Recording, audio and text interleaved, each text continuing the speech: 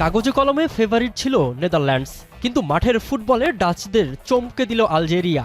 বুধবার রাতে আন্তর্জাতিক প্রীতি ম্যাচে ডাচ দুর্গ ভেঙে দারুণ এক জয় তুলে নিয়েছে আফ্রিকান পরাশক্তিরা।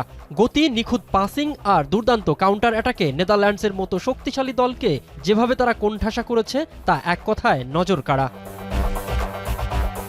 তবে এই পরাজয়ের রেশ কেবল ডাচ শিবিরেই সীমাবদ্ধ নেই, এর কম্পন নিশ্চিতভাবেই টের পাচ্ছে আর্জেন্টিনা।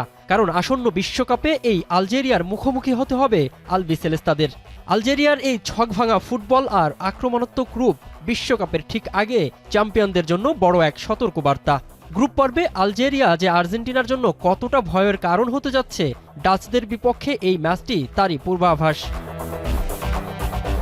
আন্তর্জাতিক প্রীতি ম্যাচে গত রাতে মাঠে নেমেছিল বিশ্বকাপে না থাকা ইতালি, জয় পেয়েছে লুক্সেমবার্গের বিপক্ষে। পোল্যান্ড নাইজেরিয়ার ম্যাচটি 2-2 গোলে ড্র হলেও ডোমিনিকান রিপাবলিকের বিপক্ষে 4-2 গোলের জয় পেয়েছে পানামা, আর দক্ষিণ কোরিয়া 1-0 গোলে হারিয়েছে এল সালভাদরকে।